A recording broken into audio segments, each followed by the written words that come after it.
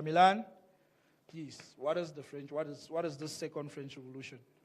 Thank you. The second French Revolution, we need to go back to the 1700s, the 18th century, when French people, tired of tyranny, tired of the corruption of the ruling elite, decided to storm the Bastille and take power back to the people. And that resulted in the French Revolution and put the French and France on the map as one of the most progressive people in the world. The French have continued to show the light for a long time in terms of their democratic principles, in terms of how they've been able to give power back to the people. Unfortunately, over time, France seems to have lost the radar. It seems to have lost its compass. And what the people of France in the 18th century rebelled against is being perpetuated on people in Africa. So the second French Revolution is basically saying, once again, we're going back to France and we're taking a revolution to France that says, you cannot do to us in Africa what you did to your people some 200-300 years ago. So the second French Revolution is basically cognizant of the role of France in the world. We know that France is a permanent member of the UN Security Council. We know that France has got veto powers. We know that France has got some of the best diplomatic maneuvers and networks in the world. We know that France is has got one of the top militaries in the world. And as a people, firstly, as Southern Cameroonians, Ambazonians, but also as Africans, it will be difficult for us to defeat them in these different arenas where the French hold sway. The second French Revolution is saying, where do we target the French where they are weakest and go for them? And the weak point of the French is the economy. You may know that the French economy hinges almost entirely on the African economy.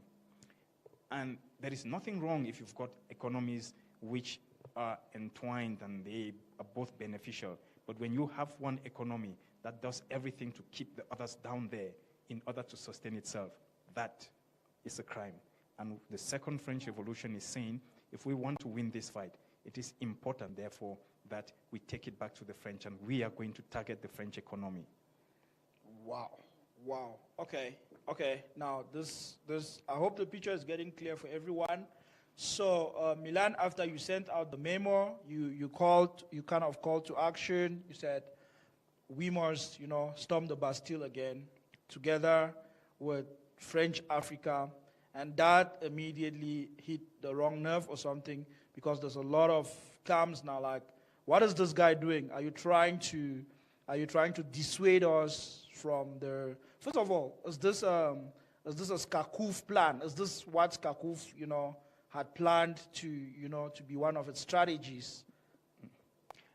During the first conclave, yeah, I made a presentation to the leaders that said, we need to narrow down our enemies and be more targeted in terms of what we want to do and what we want to accomplish. Yeah. Now, this has all along been part of the plan. And what is this plan? And in all the presentations we've made, it's been very clear. We have got two major targets. The one is domestic, the other is foreign. Mm-hmm. The domestic target is the regime in Yaoundé. Mm-hmm. The regime in Yaoundé is a proxy of the French. Mm-hmm. And the mistake, and I've said this before, I keep saying, the mistake we've been making is narrowing down our target to just one and saying Yaoundé is the problem. But if we keep focusing on Yaoundé, then we will be punching below the weight we should be punching at. Let me give you an example. I'll illustrate. If you drive back, if you have a house, and the only parts of the house you go to is your living room and your sitting room and your kitchen, and you don't go around the house, and the house starts to break apart or it starts to have fractures, it will be difficult for you to mend that house, to repair the damage to that house, if all that you know about the house and the only part you inspect are those three areas of your house. Yeah. In order for you to tackle the issue of the house, it is important that you know everything that encapsulates that house. That way, when you find a solution to that house, you're looking at it holistically. Now, if you're only looking at the crack in your sitting room and saying, I'm going to fix this crack, it is very possible that the crack is due to a tree that is behind the house. And unless you take a holistic inspection of that house, you will be solving the wrong problem. Yeah. It goes the same with the human body. The Chinese have taught us over and over centuries, thousands of years, that a lot of these illnesses we have in the body might actually emanate from other parts of the body that are not necessarily in pain. So we feel our pain, but for us to alleviate that pain, it is important that we go back to the origin of the pain. Sometimes you hit your elbow and you feel the pain in your ribs. Okay. So you cannot just be solving the pain of the ribs. You need to find out where the pain is coming from. The French are at the very foundation of our problem. And so, yes, it has always been our plan. And this plan, the revolution, the struggle, has got to be in phases. And we've always said, you start domestically, but you need to think globally. And also, at some point, you need to act globally. The Second French Revolution is one that says, unless we weaken France, La République will always be strong, because it derives its power and its support from France. The weapons, its mandate, its government. I mean, even, and we all know that now even the appointment of government ministers need to go back to Paris for somebody to go through and decide which names should be on the cabinet. So you cannot be tackling the person who merely reads the names of ministers. You need to tackle the person who decides who the ministers are. And so we would be short-sighted if we are only looking at our struggle as being between us and Yaoundé. We need to go to the source of the problem and fix that source. Wow. Okay. Now, there are concerns, Milan, that we don't have the firepower. This is going to take away the steam from the struggle. I just want you to help us understand how this whole thing ties. Like, we are just Southern Cameroons. And you said the French Revolution, it involves French Africa. It involves the entire Africa. How does this work? How does this work? Like, I want to get my head around it. I know that people are trying to get their heads around it. Yeah, I have explained this in my write-up. Yes, we cannot limit this to Southern Cameroons, but we can be the origin of a big campaign, and that's where we're pushing this thing. Yeah. Now, look, take for instance the Jews.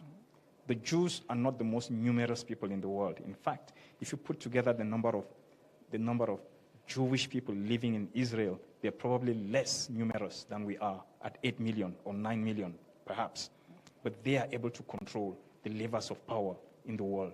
The Jews have got representation in the United Nations at all levels. They're now going into the different countries where you have Jews, and they are influencing, including the United States, they are influencing policy, they are influencing decision-making. We need to start thinking in that direction if you want to fight the global power. You cannot fight the global power by operating locally only. So yes, do we have the energy? Do we have the numbers? I think we do. However, our numbers alone are not going to cut it. I'll give you an example. In Germany, we have our compatriots who have already started, they've already launched a boycott French goods campaign. So you cannot, for instance, you're forbidden to use Air France if you're traveling. You cannot buy any French car. Anything French goods. In Germany, Southern Cameroonians are already practicing that. Interestingly, there are lots of Francophones, Francophones, not only Cameroonian Francophones, but of the rest of Africa who are also beginning to practice this whole philosophy of not consuming French goods as their way of fighting back. But one person is not enough. A few Southern Cameroonians are not enough. What we need is a critical mass of Africans to start practicing this. The French market relies heavily on Africa. And if we can sensitize Africa enough to have an impact on the French economy, then we are beginning to talk. Now, many people call, and they've spoken, and a lot of people, even at leadership level, people say, no, the solution to this problem is that we need to talk to France, we need to negotiate with France. And I even saw a write-up of a young, enterprising Southern Cameroonian saying, no, we might get to a point where France kicks away La République and then does business with us. Maybe, but let's not be naive. Okay. French interest in Africa goes beyond just the fact, its economic interest. Okay. La République, Cameroon as it is the gateway of the Central African region. And unless you put all of this and understand its role, the critical role that it plays it is the breadbasket of the Central African Republic. It is the breadbasket of Gabon. It is the breadbasket of Congo-Brazza. It is the breadbasket of Guinea Equatorial. When you look at all of this, all the way to Chad, it fits. Now, you don't just take such a strategic, and this is the Gulf of Guinea, you don't take such a strategic territory and just kick them aside and does business with the other like that. You need to, again, you need to look at the whole house. Don't just look at a little part and say, oh, French interest is just the oil. It goes beyond the oil. So we need to hit France in as much as we are hitting La République. Yeah. And for us to do that, back to the energy, are we dispersing our energies? We would disperse our energies if we were doing this alone. But the fact that we are trying to create global awareness and bring the attention of everybody to this plight, and not only just the attention, but to draw their interest. And like I explained,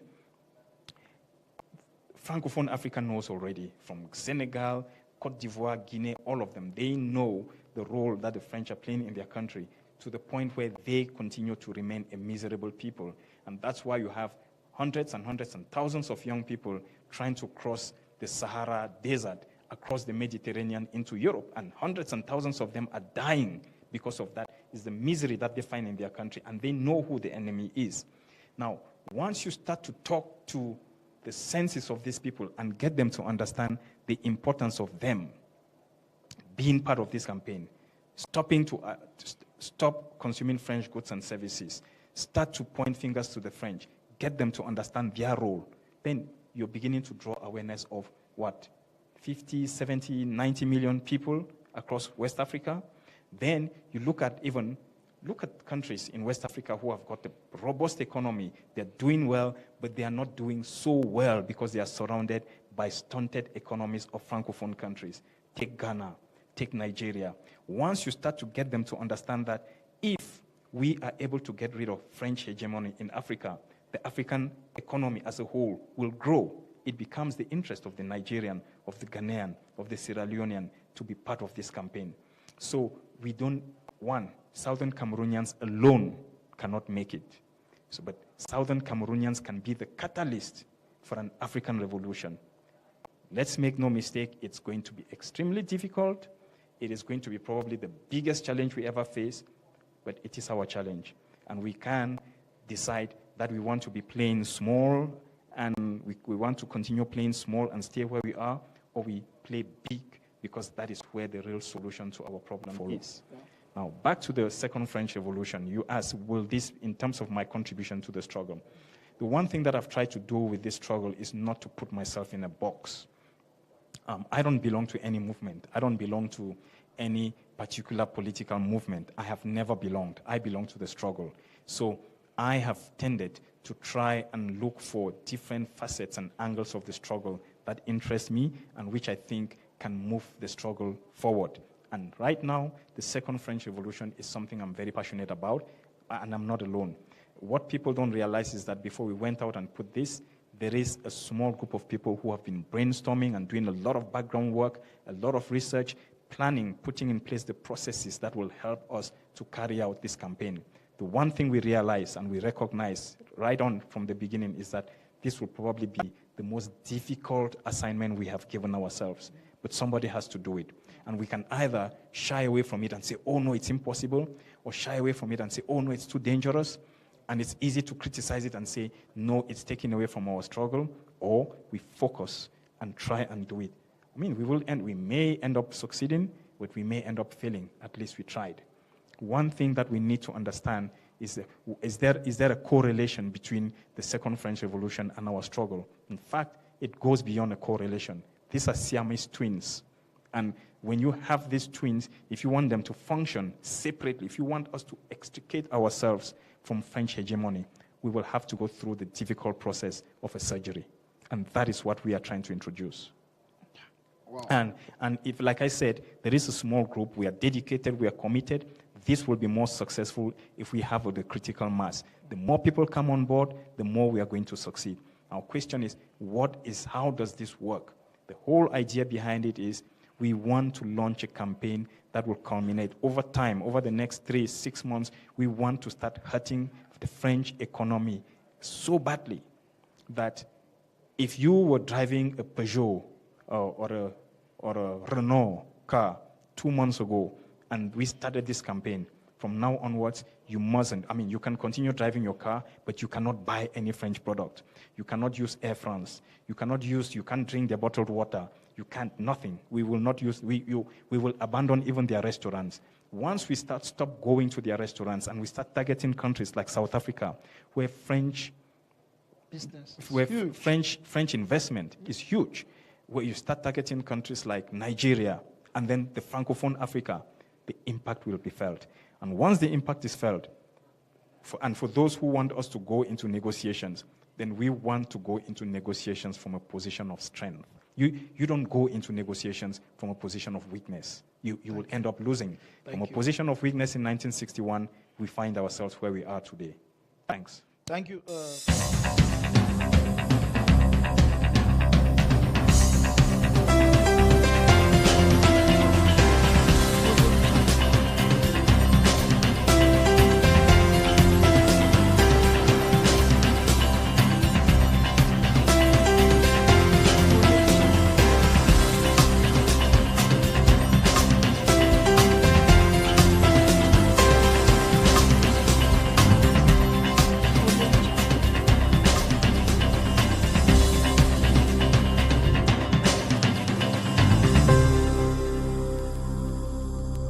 Audio Jungle.